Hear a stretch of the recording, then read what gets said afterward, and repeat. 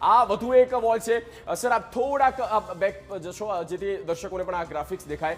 જુઓ અમેરિકા ઇઝરાયલના જે ટાર્ગેટ છે તે કયા છે. જુઓ ઈરાન કન્ટ્રી અને તેનો આખો મેં આપ નકશો બતાવી રહ્યા છે અને જે નામ પણ અહીંયા મેન્શન કર્યા છે એ તેના સિટીઝ છે. જુઓ બોર્ડર એરિયા હોય કે સેન્ટ્રલ હોય કે પછી સેન્ટ્રલ ઈરાન હોય, ઇસ્ફહાન, તેહરાન, ખોમ, તબરીઝ, કરજ, કરમનશાહ અને શિરાઝ.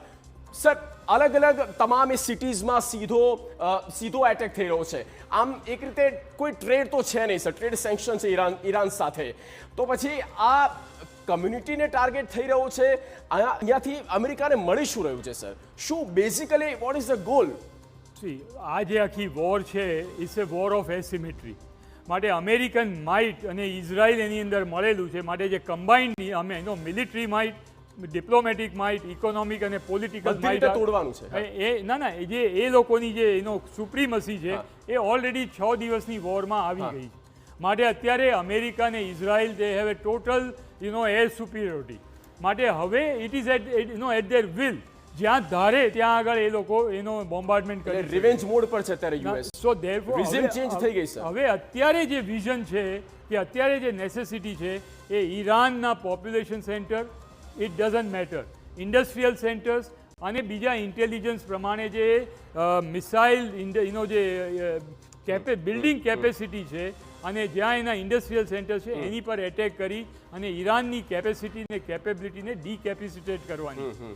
જેટલું એનો અત્યારે પછાડી શકાય અને એને સમયના ગાળામાં પાછું ધકેલી શકાય તો એનો જે હોલ એનો ઓબ્જેક્ટિવ એ છે. તમે જિયોગ્રાફિકલી સમજાઈ શકો ક્યાંથી ઈરાન વીક લાગે છે, જ્યાંથી ઇઝી પડે છે યુએસને એટેક કરવો?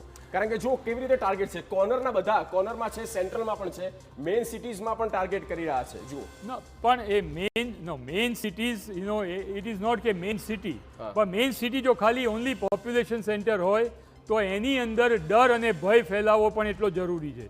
કારણ કે one of the sub aim અમેરિકાનો વોર પર જવા માટે એ જ હતો કે જો terrorist regime, so called terrorist regime of Khamenei એ જો એલિમિનેટ થાય તો Iranian people will come on the streets, એ રિવોલ્ટ કરશે અને regime change will be executed અને આપણો પ્લાન્ટ રેજીમ ત્યાં આગળ એસ્ટાબ્લિશ કરવામાં આવશે. એ થયું નહીં. એ totally that it did not work out. હવે જો એ ના થાય તો હવે ઈરાનની અંદર પોપ્યુલેશન સેન્ટરમાં એટેક કરી લોકોને ડર ફેલાવો અને લોકોને એવી જાતનો ભ્રમ થાય કે જ્યાં સુધી અમેરિકા એટેક ત્યાં કર્યા કરશે ત્યાં સુધી તમે આ રેજીમ સામે આવીને વિદ્રોહ નહીં કરો. ઓકે, માટે બિલકુલ એક short reaction sir in 30 second. Sir what is the goal sir ટ્રમ્પનો? એ ટોટલી ઇન્ડિવિજ્યુઅલ લઈ રહ્યા છે કારણ કે નેટો તરફથી પણ કહેવામાં આવે છે, અન્ય કન્ટ્રીઝ તરફથી પણ કહેવામાં આવે છે કે અહીંયા નુકસાન અમારું પણ થઈ રહ્યું છે, ઇવન સર અમેરિકાનું પણ નુકસાન છે. તો અલ્ટિમેટલી ગોલ શું છે? હવે શું રિઝિમ ચેન્જ કરી નાખી તમે? ઇટ ઇઝ અ વેરી બહુ ડિફિકલ્ટ ક્વેશ્ચન છે અને I don't think even Trump any administration પણ એની પાસેનો જવાબ હશે. એનું કારણ તમને કહું જો very quickly, it is like entering A casino and going on A table કે જ્યાં આગળ બ્લેક જેક રમાઈ રહ્યું છે અને જ્યાં પત્તા ઊંધા પડ્યા છે. હવે જ્યાં સુધી પત્તા ખુલે નહીં ત્યાં સુધી યુ કેનોટ કમ ટુ નો કે આમાં શું થવાનું છે. અને અનફોર્ચ્યુનેટલી હવે આ જે કંટ્રોલ હતો અત્યાર સુધીનો એ ગુમાવી ચૂક્યા છે. કારણ કે ઈરાનનું જે રિએક્શન હતું એ no buddy, I am telling, underlining this word, no buddy had એન્વિસાઇજ્ડ કે ઈરાન આટલી હદ સુધી જશે અને આખા એરિયાને, મિડલ ઇસ્ટ જે suppose to be a volatile region અને ઇકોનોમિકલી ને જીઓપોલિટિકલી, જીઓ સ્ટ્રેટેજિકલી આટલો ઇમ્પોર્ટન્ટ રિજન હતો એમાં આગ ચાંપી છે, જાણી જોઈને આગ ચાંપી છે. હવે એ આગ જેમ રિફાઇનરીમાં એકવાર મિસાઇલ પડે પછી તમે રિફાઇનરીની આગ કેવી રીતે કંટ્રોલ કરો? એ જ પ્રમાણે અહીંયા તો એક નહીં, અહીંયા તો 100 રિફાઇનરી આવેલી છે અને ત્યાં આગળ તમે આ જે વોર ચલાવી અને અત્યારે એને ઉત્તેજિત કર્યા છે લોકોને. હવે nobody knows. Okay. Now you have to wait and watch કે આની અંદરથી કેવી રીતે સિચ્યુએશન આપે. પણ હું એક વસ્તુ મારે કહેવી છે ક્વિકલી કે only the agency that can કારણ કે આ જે વોર છે it is not approved by US Congress. એ નાટોએ અપ્રૂવ નથી કરી, નથી યુનાઇટેડ નેશન્સે અપ્રૂવ કરી. અને આ સિચ્યુએશનમાં ટ્રમ્પનું જે આ બાહોશી ભર્યું વોર લોન્ચ કરવાનું જે પગલું છે ઇટ ઇઝ ટોટલી બેકફાયર.